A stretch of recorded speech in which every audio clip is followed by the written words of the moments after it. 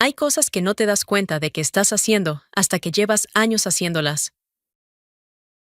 Yo llevaba unos cuantos cuidando de mis padres en Murcia, pagando las facturas de la casa, llevando a mi padre al hospital y volviendo con los informes médicos bien guardados en una carpeta para no perder ningún dato. No lo había decidido de manera consciente en ningún momento concreto.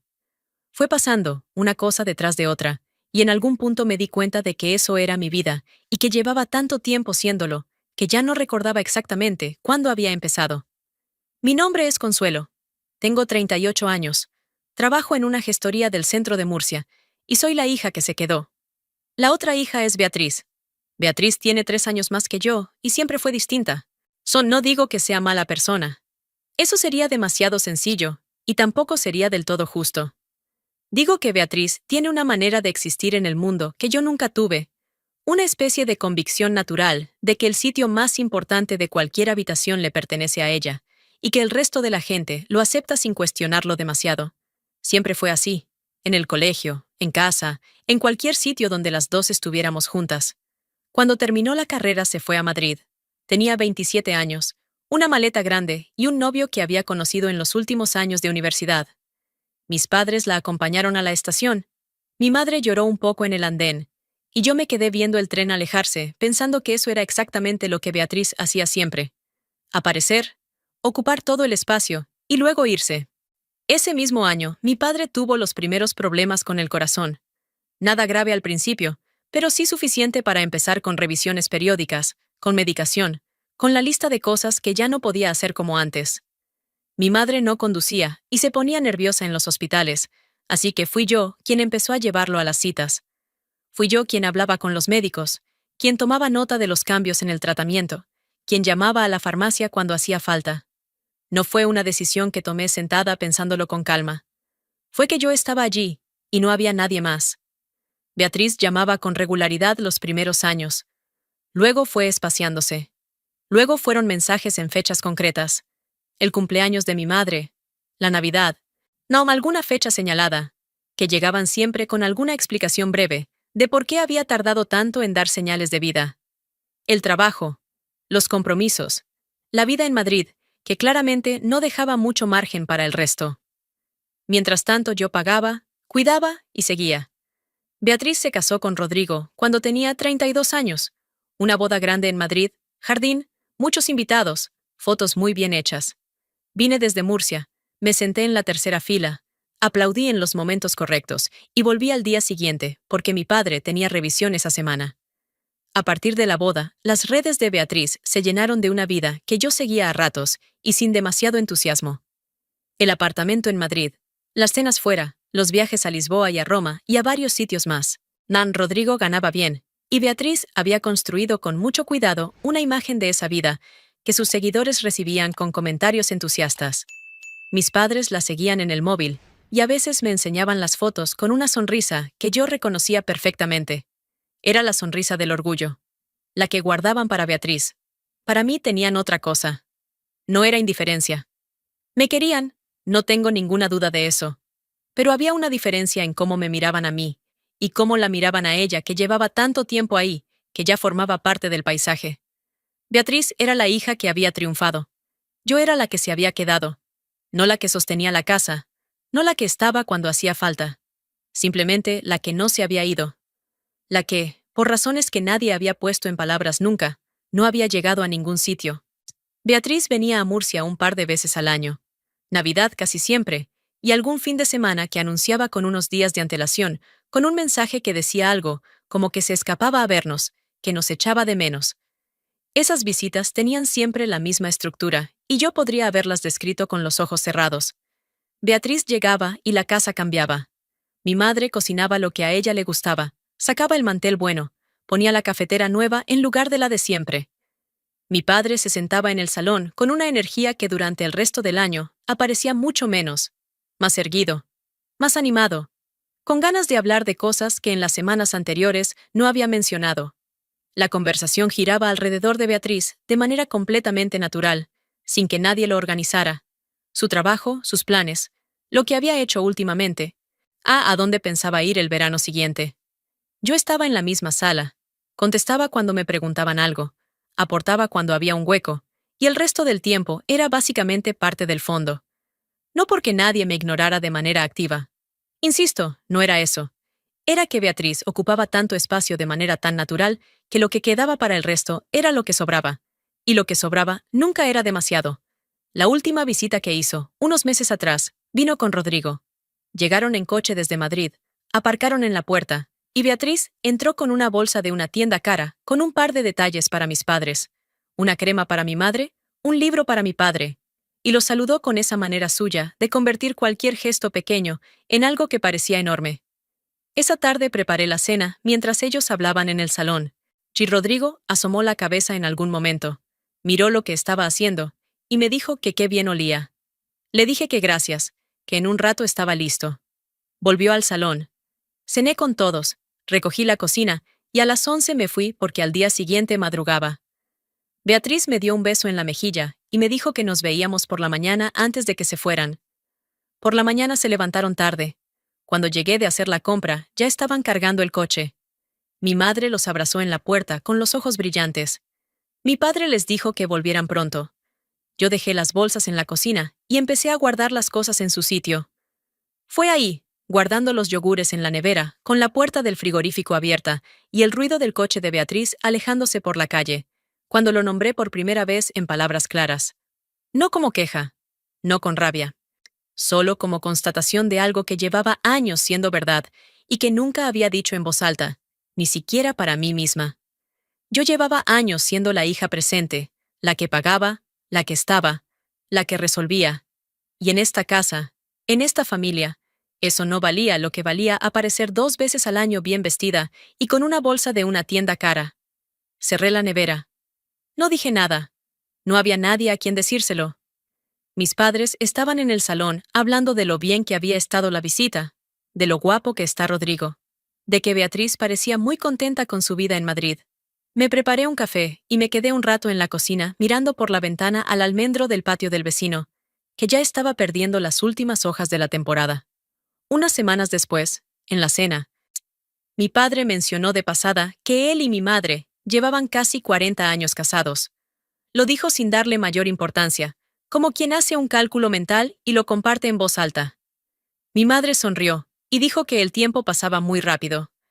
Yo no dije nada esa noche, pero me quedé pensando en eso durante los días siguientes. 40 años era mucho. Era demasiado para dejarlo pasar sin más. Lo primero que hice cuando volví a casa esa noche fue sentarme en la mesa de la cocina con un papel y un bolígrafo. No lo pensé mucho. Lo había estado pensando durante días sin darme cuenta, dejando que la idea tomara forma sola, y cuando por fin me senté a escribir, ya sabía perfectamente lo que quería hacer. Mis padres iban a cumplir 40 años de casados. Eso no se dejaba pasar. Y si había alguien en esta familia que iba a ocuparse de que no pasara, ese alguien era yo, porque era el único que siempre había sido yo. Empecé por los salones. Llamé a 3, pedí presupuestos, fui a ver 2 de ellos en persona y elegí el que tenía un patio interior con naranjos a los lados y una sala grande con buena luz. No era el más barato, pero era el que mejor quedaba y mis padres se lo merecían. Firmé el contrato, pagué la señal y seguí con lo siguiente. El catering me llevó más tiempo. Quería que hubiera cosas que a mi padre le gustaran de verdad. El arroz, las croquetas, el lomo con pimientos que mi madre siempre hacía en las fiestas grandes, y encontrar un servicio que lo hiciera bien. Y dentro del presupuesto que me había marcado, requirió varias llamadas y un par de reuniones. Lo conseguí a la tercera semana.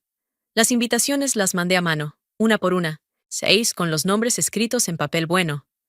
Familiares de los 2 lados, amigos del barrio de toda la vida, compañeros de mi padre de cuando todavía trabajaba. Conté los confirmados, ajusté los detalles con el salón, llamé al florista para las mesas y resolví un problema con la música 2 días antes de la fecha, cuando el equipo que habían prometido resultó tener una avería. A Beatriz le mandé un mensaje con la fecha, la dirección y la hora. Me contestó al día siguiente con un «¡Qué ilusión! Allí estaremos. Cuenta conmigo para lo que necesites». No le pedí nada. No porque no pudiera haberlo hecho. Podría haberle pedido que se encargara de algo, que aportara algo, que participara de cualquier manera, sino porque ya sabía exactamente lo que eso iba a significar. Lo sabía desde antes de mandar el mensaje. Todo lo que había en esa fiesta, Si cada detalle, cada euro, cada hora invertida en organizarlo, salió de mí. Y así fue, y así llegó la noche. El salón quedó exactamente como lo había imaginado. Las mesas bien puestas con los centros de flores, las naranjas encendidas, la gente llegando con sus mejores ropas y esa manera de moverse que tiene la gente cuando está contenta de estar en algún sitio. Mis padres estaban sentados en el centro, rodeados de personas que llevaban décadas en su vida, y los dos tenían una cara que yo no les veía con frecuencia. Una cara de los días buenos. Me quedé un momento parada en la entrada del salón antes de entrar del todo, mirándolo. Todo lo que estaba viendo lo había organizado yo.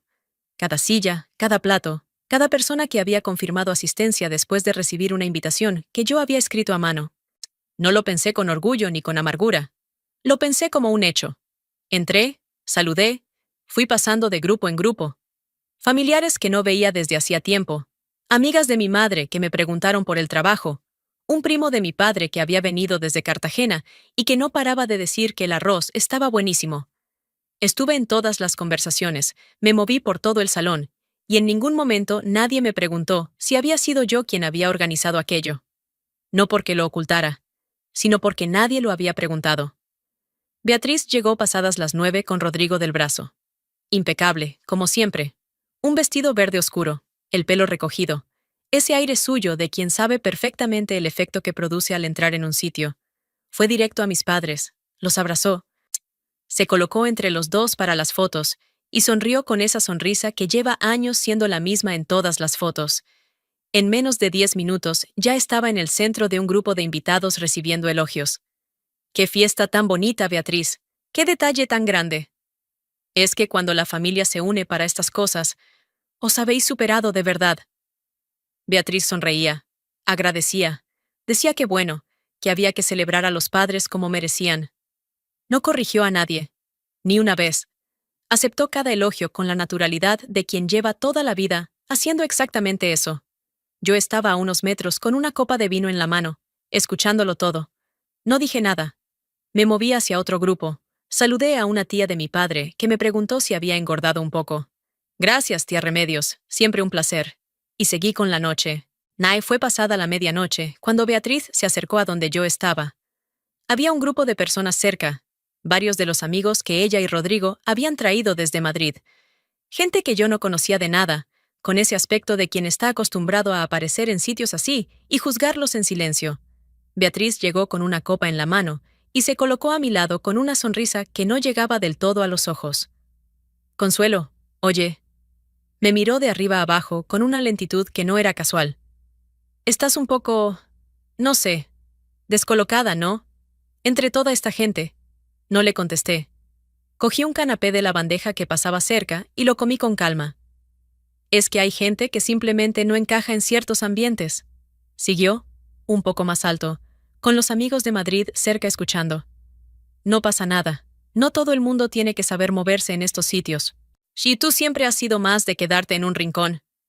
Me volví a mirar la sala, las mesas, las flores, la gente hablando y riendo. Todo lo que yo había construido durante semanas. Beatriz se acercó un poco más y bajó la voz, aunque no tanto. En serio, Consuelo, igual estarías mejor ayudando en la cocina.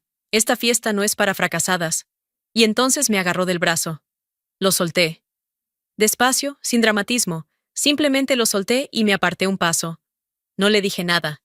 No porque no tuviera nada que decir, sino porque en ese momento algo en la sala cambió de temperatura, y no fui yo quien lo cambió. Mi padre llevaba sentado en la misma silla toda la noche. Lo había visto desde lejos varias veces, hablando con viejos amigos, comiendo con apetito, con esa cara de los días buenos que no le veía a menudo. Era un hombre que había perdido energía con los años y con la enfermedad, y verlo así esa noche me había alegrado más que cualquier otra cosa. Pero cuando levanté la vista hacia él, ya no estaba sentado. Estaba de pie. Se había levantado de la silla con una lentitud deliberada, como quien lleva un rato decidiendo si va a hacer algo y acaba de tomar la decisión. Caminó hacia el centro del salón con una firmeza que yo no le recordaba desde hacía años. Se paró en medio de la sala, miró alrededor y levantó la voz con una claridad que cortó todas las conversaciones a la vez. Perdonad un momento, quiero decir algo. El salón se fue quedando quieto. Primero los que estaban cerca, luego los de más lejos, hasta que no quedó ninguna conversación abierta y todo el mundo miraba a mi padre de pie en el centro de la sala. Beatriz, a mi lado, se quedó inmóvil con la copa en la mano. Mi padre esperó a que el silencio fuera completo. Luego habló. Llevamos aquí toda la noche celebrando 40 años, y me alegro mucho de que estéis todos. Pero hay algo que quiero que sepáis antes de que se acabe la noche, porque me parece que es justo que se sepa. Hizo una pausa. Miró alrededor del salón con calma, sin prisa. Esta fiesta la ha organizado Consuelo.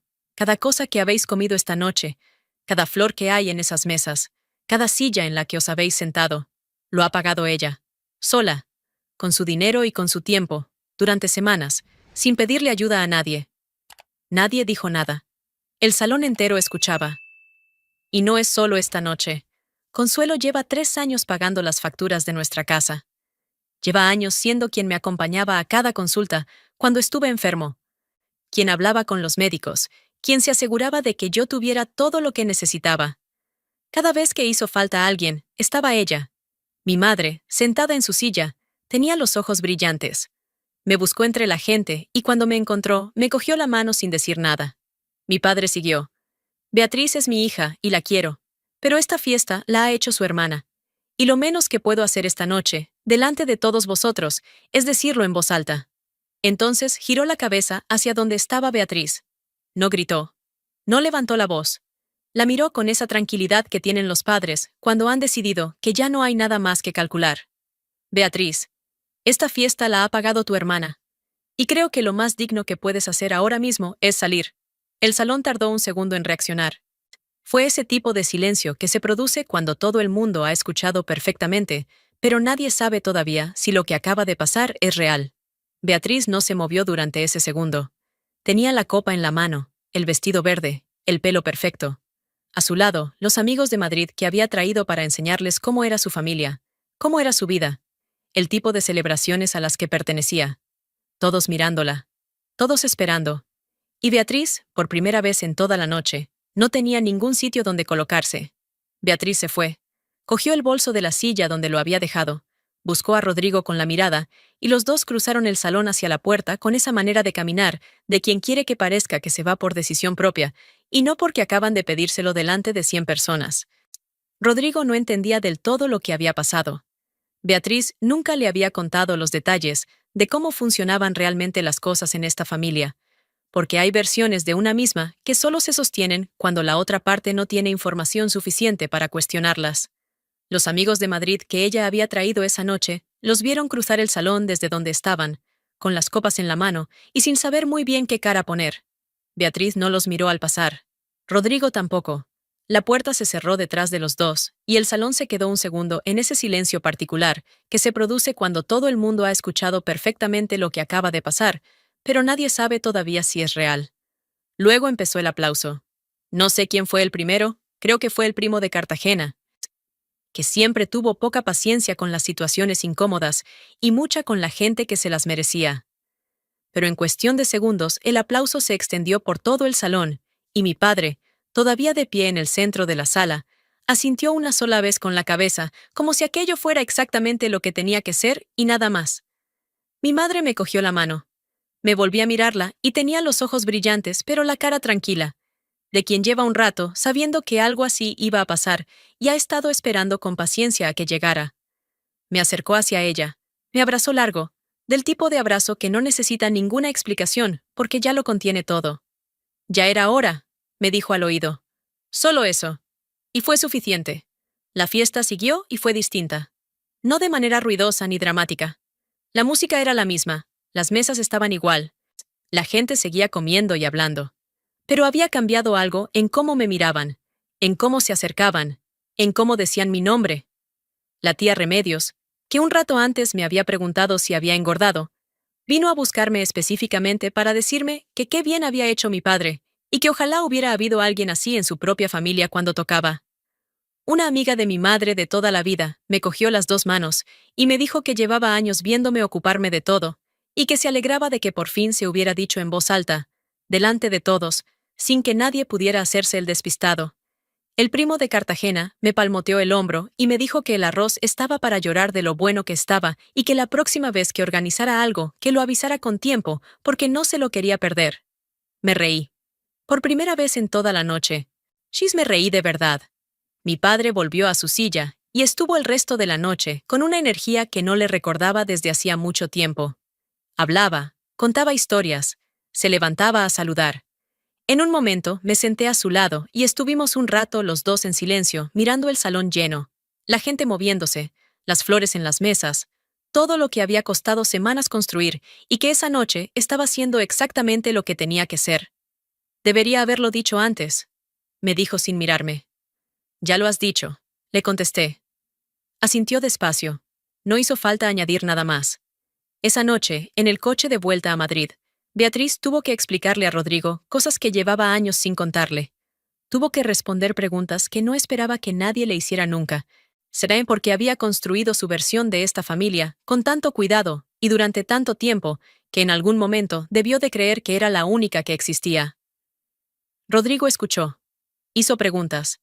Y las respuestas que Beatriz dio esa noche en el coche, con el silencio de la carretera alrededor, no sonaron igual que todas las veces anteriores en que había contado lo mismo.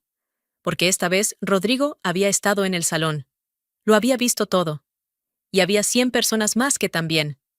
En los días siguientes, en Murcia, la vida siguió con su ritmo de siempre en lo esencial. El trabajo, la casa de mis padres, las consultas de mi padre que continuaban igual. Pero había algo diferente en cómo me movía por ella. Algo que no sabría explicar con una sola palabra, pero que estaba ahí, todos los días, de una manera concreta y real. Sí, mi padre empezó a presentarme distinto cuando venía alguien a casa. No con ese tono neutro de siempre, ese ya conocéis a Consuelo, que no decía nada de nada. Ahora decía mi nombre con peso, con la manera de quien sabe lo que tiene cerca y ha decidido que ya no va a darlo por supuesto nunca más. Eso no lo cambia todo de golpe, pero cambia bastante. Y a veces es suficiente con que cambie lo que tiene que cambiar. Una noche, recogiendo la cocina después de cenar con mis padres, apagué la luz del salón y escuché a mi padre moverse por el pasillo hacia su cuarto. Mi madre ya estaba leyendo en la cama. La casa estaba en silencio, con ese silencio tranquilo de las noches normales en Murcia, con el olor a azahar entrando por la ventana entreabierta del patio. Pensé en la fiesta, en el salón lleno, en las flores en las mesas, Seth, en mi padre de pie en el centro, diciendo en voz alta lo que llevaba años siendo verdad, en Beatriz, cruzando la sala hacia la puerta, con el vestido verde y el bolso en la mano. Y pensé que 40 años de casamiento de mis padres habían sido, entre otras muchas cosas, la noche en que esta familia por fin se vio a sí misma con claridad. No estaba nada mal para una fiesta de un sábado en Murcia.